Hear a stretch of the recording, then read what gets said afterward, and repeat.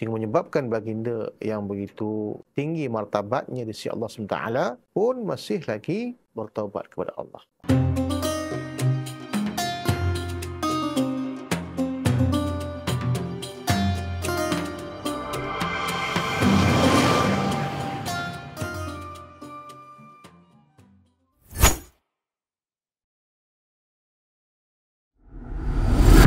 Assalamualaikum warahmatullahi ta'ala wabarakatuh. Alhamdulillah wassalatu wassalamu ala Rasulillah wa ala alihi wa sahbihi wa man tabi'a wa ala amma ba'd. Hadis kita pada hari ini bertajuk memperbanyakkan istighfar. Bismillahirrahmanirrahim. An Abi Burdah qala sami'tu أغر رجلا من جهينة يحدث عبد الله بن عمر رضي الله عنهما قال سمعت النبي صلى الله عليه وسلم يقول توبوا إلى الله فإني أتوب إليه كل يوم 100 مرة.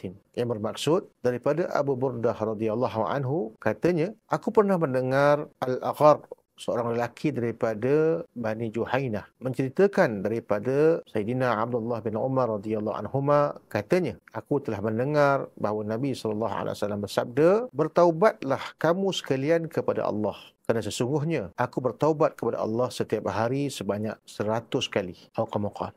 Daripada hadis ini dapat kita fahami bahawa sesungguhnya taubat kepada Allah SWT ini adalah satu kewajipan. Atau Nabi kita Nabi Muhammad SAW pun setiap hari baginda telah memohon keampunan kepada Allah SWT.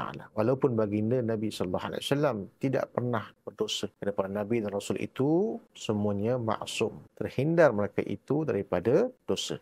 Namun hati mereka sentiasa dipenuhi dengan sifat kehambaan, sehingga menyebabkan baginda yang begitu tinggi martabatnya di sisi Allah SWT pun masih lagi bertaubat kepada Allah. Apatah lagi kita yang sememangnya banyak dosa, yang sememangnya banyak kealpaan, kelalaian, atau banyak lagi maksiat yang kita lakukan, sama ada sedar ataupun tidak. Maka lebih-lebih lagi lah kita perlu bertaubat kepada Allah SWT, memohon ampun kepada Allah SWT.